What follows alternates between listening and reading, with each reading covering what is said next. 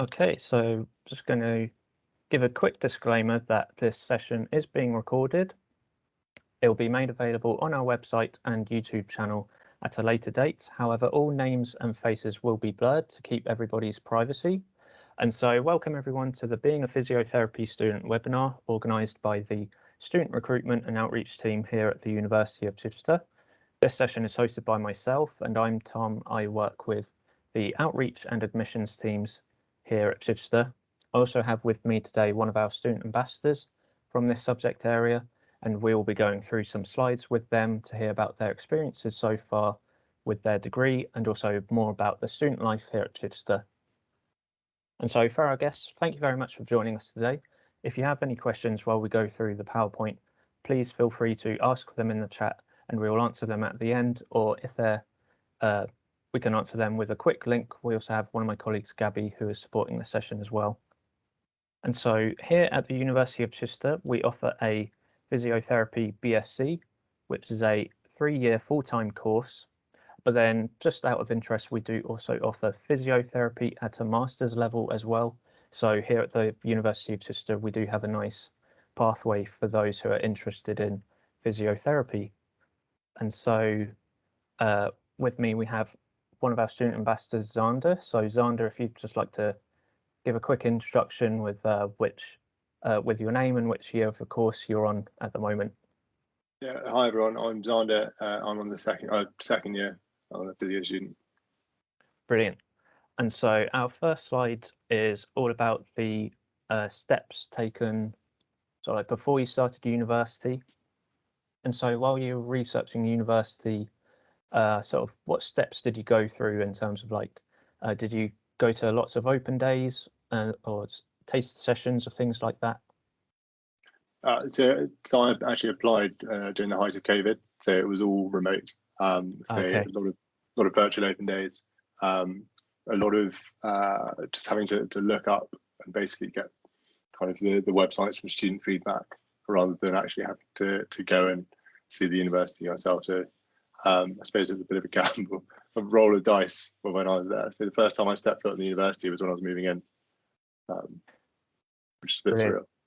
Yeah, COVID was a bit of a disruptor in terms of how things went in terms of like open days and things like that. So I can imagine everyone sort of like had to make their own way through it. And so next, so how did you feel about going to university? Was it something you were quite nervous about, or were you quite excited to get started? I was excited because so I'm a mature student, so I didn't go to uni straight out of school. So for me, it was exciting because it was a subject area that I had an interest in. And I think with physio, because it is such a vocational course, you do want to have quite a lot of interest in the area because that's just by the process of selection with the interviews and the personal statements. They want you to know that you've got an interest in it. Brilliant. And so do you have a top tip for those who are watching or in the session today who might be still sort of like coming to that decision on where to go themselves? So I suppose it would be look at what the extra stuff that the uni offers as well. So between that and the location potentially, because at the end of the day, wherever you do physiotherapy, you're going to come out with a degree. So the big thing is to look at what else it could be offered. Brilliant. And so, yeah, sort of tying into that, on this screen we have some of the top tips that some of our previous students have told us, but these are also what we most often tell other students while we're out at UCAS fairs and other events. So yeah, as Sandra said, visiting open days and getting to know the local area, those sort of like go together, because as you come to an open day, you can also include like taking a quick visit around town, getting to know what's in the local area in terms of things to do, because obviously with a degree it's 3 years, so you're here for quite a while, so it's quite nice to know what else is around in the town. And as you come for a visit, if you're someone who's coming from far away or commuting in, it's also very helpful to test run that journey, as it makes sort of like that day where you move in makes that feel a little bit less stressful, sort of knowing that journey already. And then also on top of that, just ask as many questions as you can, either at visit days and open days, or we do have UniBuddy, which is a messaging platform, so you can contact some of our student ambassadors directly. And also we have a variety of email addresses as well. And so as we move on to the next slide, it's all about the sort of like the first week or so of the degree. And so Xander, would you like to tell us a bit about how that first week was like for you? It's a bit of it's a funny week, so it's not a standard week, so they call it Freshers Week. Yeah. And it's just a load of activities. It's getting to know the university. So I think the first morning was an orientation, so we had to meet on the sports field as a cohort, and we had some ambassadors basically showing us around Chichester itself. And then throughout the week, you get this special timetable, which just got, say, there's things like orienteering, there's like team bonding events. It's a good way to meet your course, because the classes are quite small in comparison to the cohort sizes. So it's probably, I think, the only time that we've been together as a whole course was that first day or the first week. And then since then, we've just been split in half or split in thirds. So it's been a bit surreal. And so as a mature student, and also I graduated from Chichester last year as well, and I was also a mature student. And so Yeah. How did you find that transition sort of like into student life? So I saw it as quite a nice break from adult life, I suppose, especially the first year, because it's an intense course, but also it does give you free time. And I think that free time, like, whereas sadly as an adult, you have to do boring things like doing a job 9 to 5 days a week at least.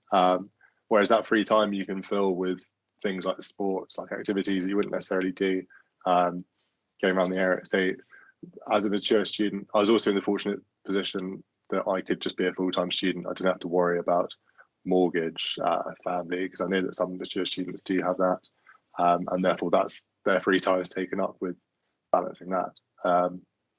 So it was a fantastic break. Fully recommend taking a career gap and going to uni. Yeah. Awesome. And so also as you're in second year, does your typical week now, like, first of all, what does that look like? So how many days are you in uni? But also how has that changed from first year, if at all? So the first 18 months, so first year and the first half of the second year is all university based. So we're in, I think it's about 3 days a week, 3.5 days a week. So with that, so it's a mixture of practical and kind of lectures. So we'll have, the practicals can be quite long. So we'll have like anatomy practicals, they can be 3 hours. We'll have like either MSK, neuro, or cardiorespiratory practicals, and there'll be a couple of hours each. So we'll have 1 or 2 of those per week, and then the rest of the time is filled with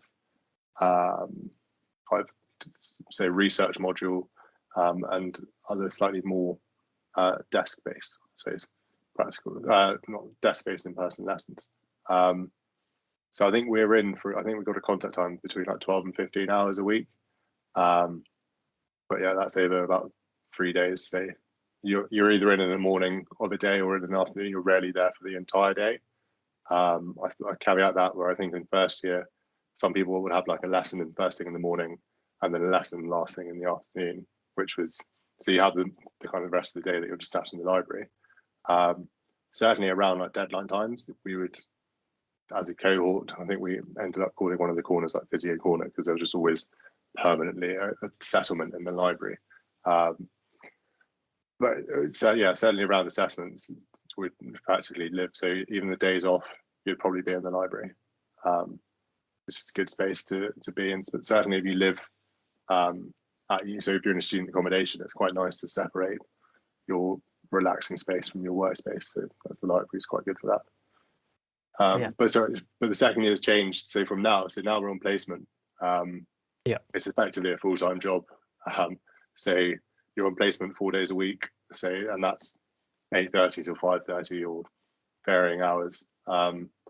Say for Monday to Thursday, and then on Friday we're in uni for a couple of modules. So it's quite full on placement. Like it is like having a full-time job plus, because obviously you're wanting to impress on placement, so you're going home in the evening and you're revising, and then you've got a couple of modules. So the work picks up, but on the reverse side of that, I'm not on placement at the moment. So just the way that placement windows work, they're quite a broad window and they don't place everyone at the same time. I'm effectively on early summer at the moment. So yeah, it gives and takes. Fantastic. And also, what are the class sizes like on the physiotherapy degree? Do they tend to be sort of like a larger group of you, but they break them down, or are you quite a small class anyway? So I think our cohort, so our first lot going through to the second years, I think there's only 27 of us. The first years at the moment, there's about 50, but the class sizes are held to about, it's about 15 a class, and that's mainly because of the practical rooms. Yeah. And I think just because of that, that's pretty much how we stick. So like when I said on our first week that we met everyone, and then we've just been broken to say, and we've just been in half. So we've just got the same timetable, that half of the group. So we don't mix too much, which is a shame, because we're either in the morning, they're in the afternoon, or vice versa. And then some. So I think the first years at the moment, it's even separate days they're in. So there's even less crossover there. But yeah, so about 15 per class. Some of them are a tiny bit smaller. So I think there was a physiology module where there were only 8 people in a class. So there were 4 or 5 classes, but yeah, small. And yeah. So as we move on to the next slide, so it's all about the sort of concerns you might have before coming to university. So there's a few examples on the screen, but Xander, did you have any concerns that were different from those that are on the screen, or were they all quite similar?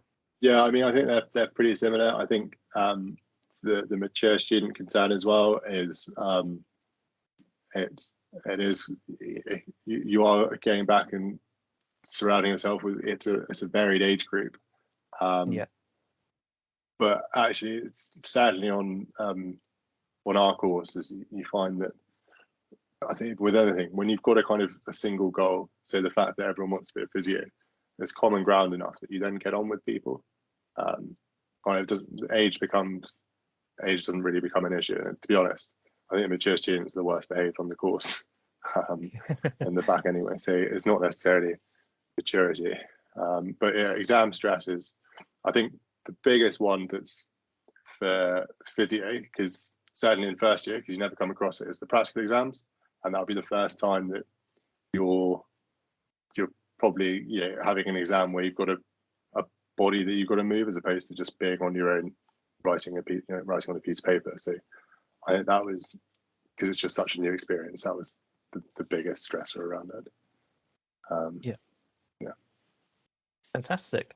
So yeah, some other concerns that students sometimes have is about making friends, and I think that ties into the next slide. So it's all about that process of moving away from home and also settling in. And so how have you felt about moving away from home for uni? And just before the session started, you said you're also in student accommodation for first year. So how was that all for you? So I've kind of throughout life moved around. So moving for school wasn't too bad. Uni, sorry, wasn't too bad. It's one of everyone's in the same base as well. So it's very easy to. And the nice thing when you have a flat, so if you move into student accommodation, is there's 4 to 6 of you in exactly the same base in your first year. Majority, I think there are some second and third years occasionally pop in, but most of the time you're all first years, and you're all in the same boat. You're all nervous, you're all moving in, it's all a new course. So I think people generally, their first friends they make is usually their flat. And the accommodation team are fantastic. They're very accommodating. in the name, but so I think I had to move in like a week early, and they could do that, so I could access to the room, and yeah, it's very helpful. The rooms are great. There's benefits to being on campus. There's benefits to being off campus. So it's not the be all and end all. I think some people like absolutely die hard sell one over the other. The joy I love, so I was on campus, was I think a grand total of 75 meters away from the sports hall, which is where the majority of our lessons are. So you have a lot of people who are either walking in or commuting in, who are complaining that Chichester traffic can get pretty horrendous.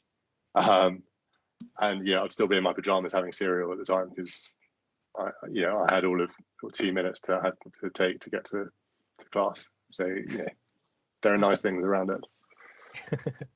And then sort of to tie back into the previous slide about Freshers Week and settling in, was there anything that you did in first year to sort of help meet new people? So did you join any societies or clubs?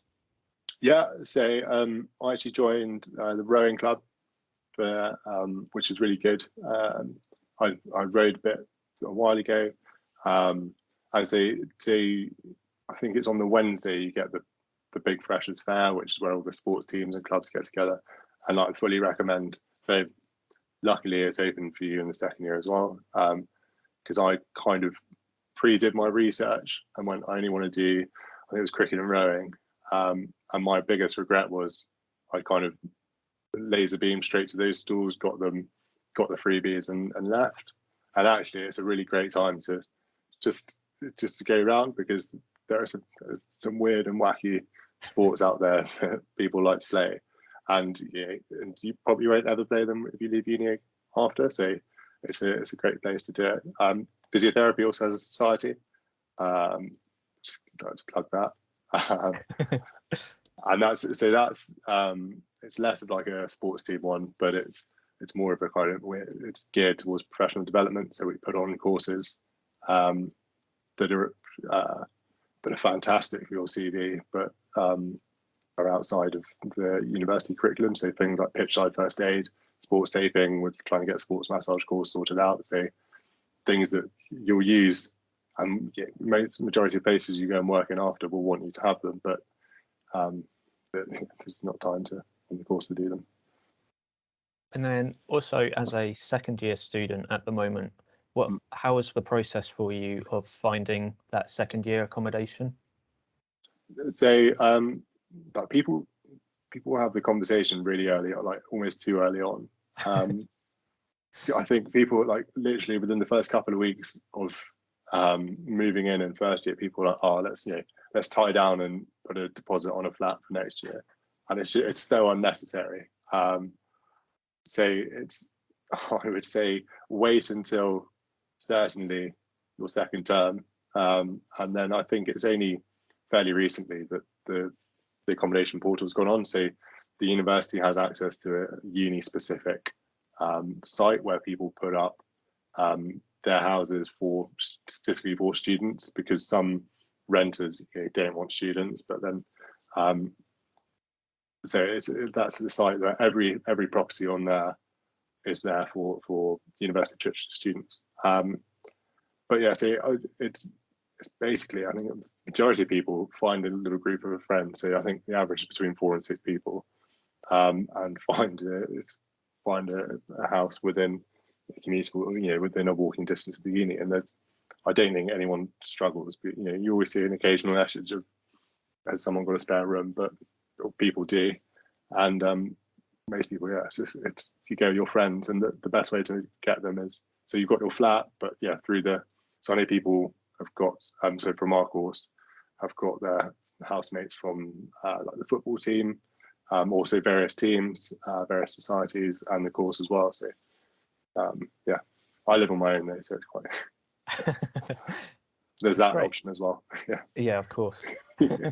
That's great, thank you. So as we move on, so social life is obviously quite a big part of the student experience at university, but then the other side of it is of course assessments and exams. And so what sort of assessments does the physiotherapy course involve?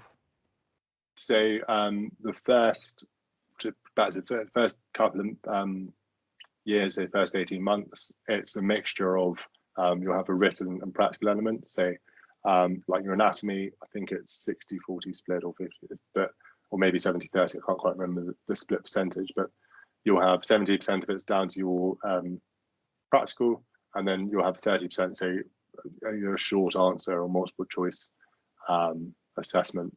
And then, so alongside that, you'll then have bits of coursework as well. So the coursework wraps up, and then once you start placement, so I think January just gone is the last time that we've finished all our exams in terms of in-person exams, which was really nice because, like I said before, they're the kind of stressful ones. I mean, they're stressful. Everyone makes it through. It's not the end of the world. It's just that people like to do well. And then so now it's all just coursework. So we've now got a research module in preparation for our dissertation, which we're starting kind of over the summer, which everyone's looking forward to. And then say physiology, I think, is another big. So we had physiology in our first year, and physiology now, which is a kind of a big coursework based one as well. And it gives and it takes. I think coursework's brilliant because you can just kind of tap away at it at the time. But equally, I kind of joked around with friends. I quite like a deadline, and therefore the fact that coursework is quite like an abstract. It's several months in the future. It's due. You find that people go, "Oh yeah, I'll work on it," and then with about a week to go, that's when suddenly when everyone then moves into the library,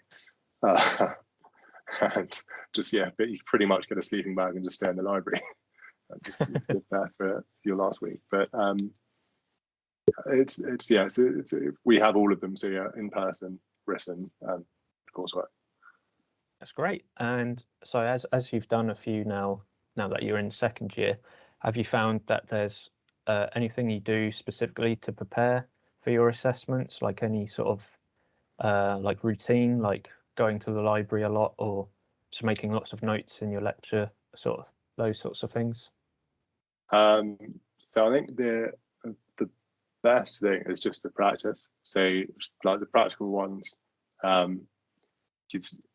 you have to learn a lot very quickly, and therefore, in terms of the contact time, so I think I'm probably not going to do it justice, but I think we spent something like 4 hours on the knee or 3 hours on the knee, and then that was it, done. We're on to the next one, and your entire exam could be on the knee, and doing various movements, for example, and things like that. And therefore, the only way to practice that and to be happy with handling someone is to practice. And there's the rooms and the spaces to do it. It's just going into the uni, or you don't even have to go into uni. You can do it with your housemates. You can go, over holidays. You can do it on your family. It can be a bit weird, but it's the best way to get comfortable with kind of handling someone, and it's necessary because it's what you get marked on first and foremost. Like, it's not just where you can point and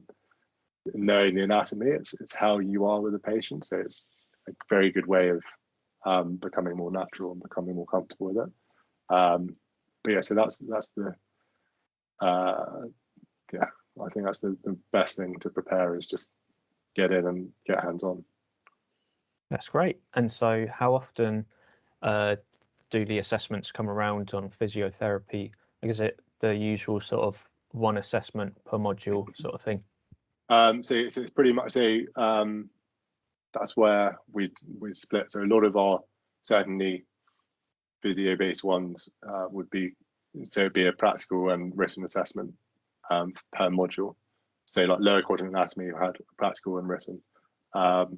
And then for like the research, we generally had, so it's pretty much broken down into 2 assessments per module, whether that be 2 bits of coursework, say, or a written or practical element to it.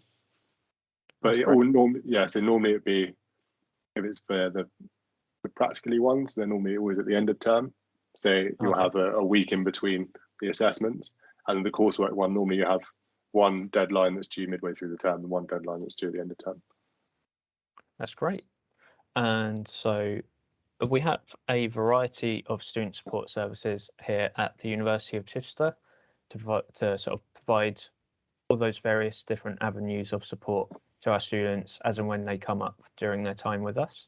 So these range from academic skills who are here to, or who are there to help our students boost their, say, essay writing skills, for example, or presentation skills. If those are things that they're a little bit unconfident with, academic skills are there to sort of help them develop those skill sets further.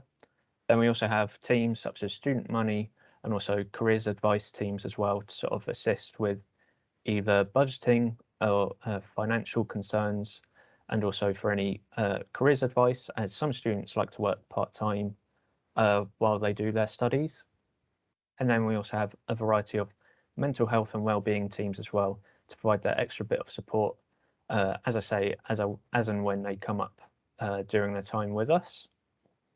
And so Zander just wants to know for guests who are watching in the session now, but also for those who might be watching this back at a later time, is there anything that you would say to someone who's considering studying physiotherapy here? So I would, so if you go onto the site, there's a video in which Kim and Neil, to the lecturers, talk about the course. So the combination of that and have a read through of what the course entails, and have a wee look at the NHS, because if you want to study, say, the kind of throughout, if you want to study physiotherapy, but certainly targeted to when you go for an interview with those people, there'll be people that will be interviewing you. They'll have like buzzwords and things like that, and they're really good to then kind of try and mold an interviewer personal statements around. So that's, those are the kind of sort of things that would then make you stand out and make it look like you've done your research around studying physiotherapy at a particular place. That's brilliant. And so, yeah, to those who are watching this right now, we have different ways you can get in contact with us. So first of all, we have student ambassadors on a platform called UniBuddy. It's a messaging platform that you can ask our student ambassadors questions directly. And then we also have Facebook applicant groups. So once you get an offer from us, a little while afterwards, you get sent a link to one of these groups. And once you join, it's all the different applicants of that year group are in there. So you can find the same people who are doing the same course as you. And also once accommodation has sort of like opened up, you can sort of also find who you'll be sharing accommodation with as well. And then from there, you can make your own group chats and things like that. And so, yeah, moving on then to our guests who are in the session right now. If you have any extra questions, you can pop them into the chat and I'll put them forward to Zander. But if there aren't any extra questions from our guests, then I have a couple extra I can ask. I was going to say one other thing as well. The great thing about physio is you get a learning bursary from the NHS. So it's a non-means tested. You get £5,000 from the NHS per academic year. So just going back, sorry, a few slides to the money side of it, it's quite a nice little booster for just studying the course. Yeah, that's great. So no extra questions have come in just yet. So I'll just ask you, Zander, obviously placements, we mentioned them a little bit before, but they're obviously a big component of the physiotherapy degree. And so I just wanted to give you the opportunity to sort of talk a bit more about that process. So for example, are they sort of like organized with the department? So the department arranges where you're going, or do you have to arrange where you go yourselves?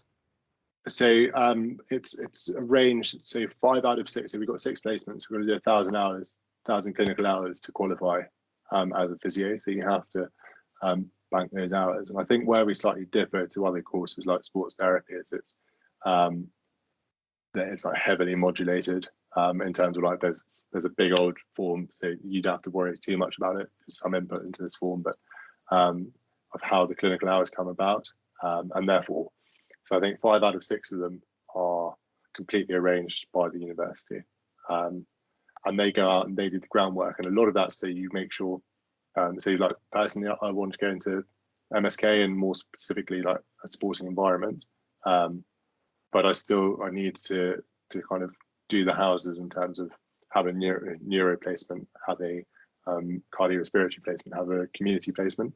So it's a good way to get a rounding. And also, I've not necessarily experienced all of those environments, and I might find that although I've come into the degree and I'm fairly sure of where I want to go, I might find an environment that I do really like. And also, as you learn, that generally they cross over quite a lot as well, so it's quite handy to have experience, even if it's 6 weeks, across the board. But it's, so 6 placements, and then your last one it's called as elective, so you can go back to the uni and ask them to place you, or you can, on that one, you can go and find your own one, which is quite cool, because then, so sometimes you can almost go work in the ward that you're about to go, or you've got a job in after university. If you're going as private practice, you can go do one with them. It can be quite a cool one to do, or you can just do generic placement. But they're fun. Yeah. And so we've had a couple questions come in from our guests. So first of all, do you think a parent could cope with the course? Are there many late evenings and group work involved? So I guess as a mature student, you might be able to relate to that question a bit.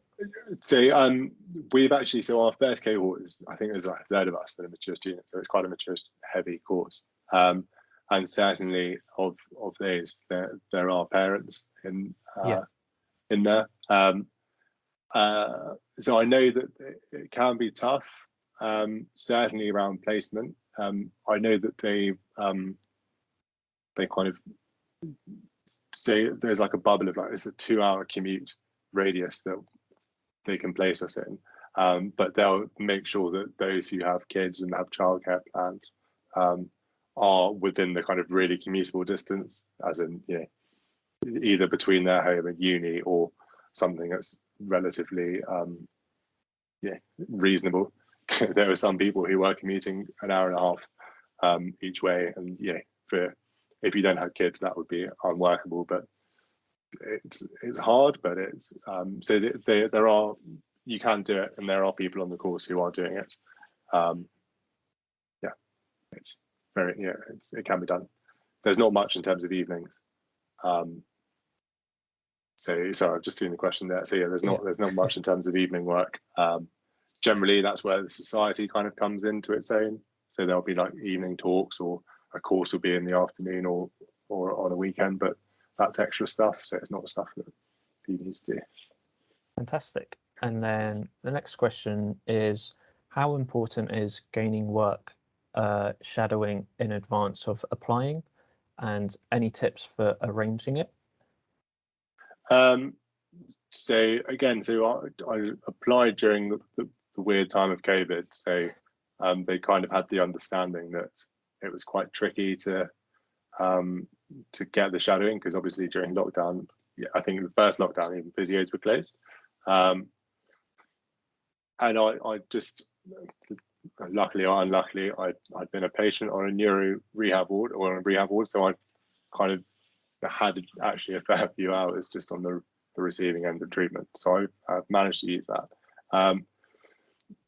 I think it's good to know what the course is about, and that's one of the reasons they like you having the placements, because to a lot of people, like, physio is just that, if you watch sport, it's that person who runs on in the high vis, or some people even think we're just glorified masseuses.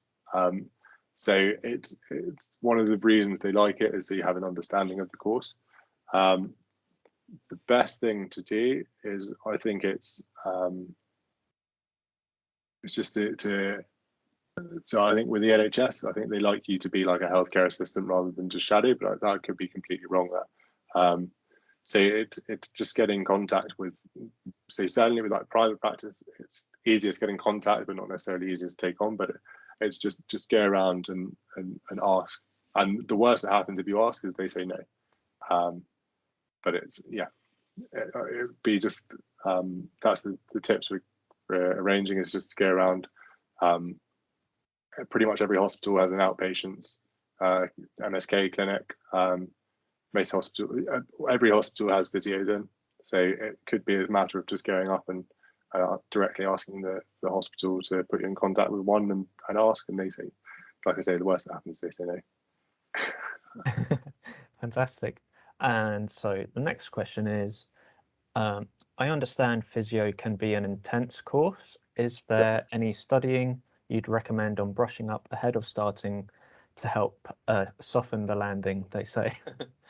So I thought about it. So because I've been 7 years out of school, or 8 years out of school, an amount of time out of school before going back. I kind of buried my head back in the book over the summer before in terms of just basic anatomy. The first year you cover it in such a depth that it would be it'd be handy to know the things, because then it becomes revision. But actually, like, you are, say, not even that, you are going into things in much detail that you get all that information there. So they're not, certainly in your first year, they're not going, oh, you should know this from back then. It's all there. And like, so like A-level PE books will probably be quite handy just to have a background, certainly on the anatomy side. I'd say if you can brush up on any area, is that. And so often when you go to uni, so it sounds silly, but there's a thing called the Netters colouring in book, anatomy colouring in book, and that's one of the best things I had for revision. And it's an adult colouring in book for parts of the anatomy, but like it's a really in detail one. So it's called Netters colouring book. Yeah, I've used that, and I still use it because it's a great way to revise. And so, yeah, the next question is, what has been your favourite placement? Has it opened your eyes to things you wouldn't have thought you'd have an interest in? So specialisms, for example. So I've only actually completed one placement. So you don't touch placement until your second year, and then it's the second half of the second year. So I've completed one, and I was really lucky with it. So I want to go into MSK, and it was a generally MSK based placement. So it confirmed that I liked MSK, which it did. And I think people say, I've still got a kind of the beginning of. I could still be turned in terms of I could go on a neuro placement or a community placement and find that that's actually my calling. The thing that I've also done kind of external to placement is so through the society we've got the courses. So I'm first aid trained now, so I now work at a couple of the local rugby clubs. So I work at Chichester, and next year I'm starting over in Havant, which is a couple of leagues up. So slowly make my way to the Premiership. But that's another way of it's another exposure to another environment, which is quite cool.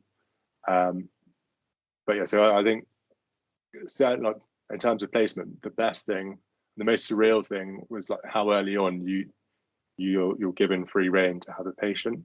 So I think it was our third week of going into placement, and it's completely done. So there's no expectations. So it's very much done on how you're feeling and how confident you are around the patients. But third week we started like completely taking our own assessments, which was surreal, and it's quite like it's really cool. So then some of us were even lucky to have follow-ups with patients that we'd initially seen, and like seeing improvement within such a short time from advice that you've given is really cool.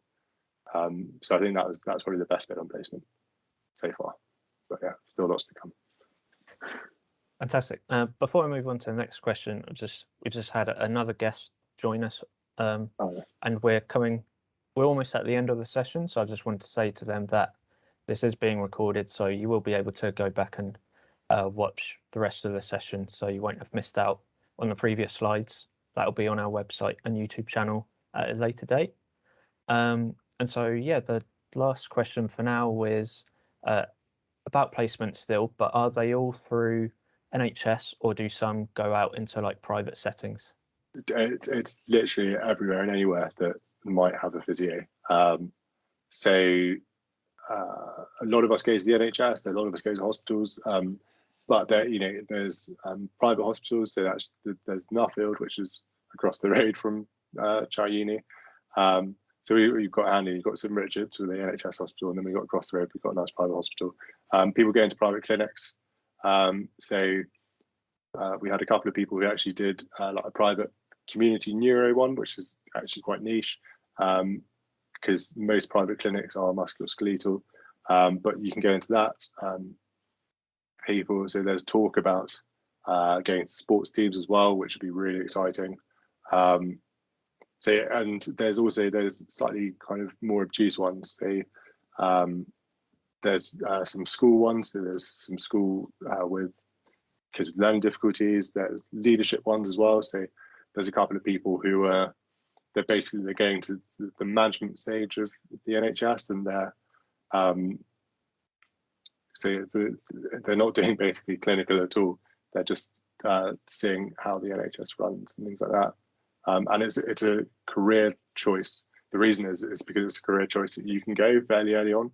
So you can go into policy rather than clinical, and therefore they're exposing you to those sort of things as well. So yeah, everywhere, NHS, private, community, it's pretty much everything that's got a physio as we're going in placement. Fantastic. So yeah, I think that just about wraps up this webinar for today. So I'll give our guests a final chance to pop in any final questions they might have while we're still here. But just a reminder, we have student ambassadors and some members of staff as well available to talk or to message on UniBuddy, which is a messaging platform. But then also if you've applied to the University of Chichester and you get an offer with us, a little while afterwards, you hopefully get sent a link to join our Facebook applicant groups. So those are a good way to find people who are doing the same course as you, but also once accommodation has opened up as well, you can find who you'll be sharing accommodation with for your first year. So that's a really good way to get to know people before you join. And yeah, just also a reminder that this webinar has been recorded, so you'll be able to watch it back at a later date on our website and on YouTube. So yes, unless there's any final questions, I see someone's popping in a message at the moment. Oh no, you're very welcome. Thank you very much for joining us today. So yeah, if there's no final questions, our guests, you're free to leave. And I'll just stop recording as well.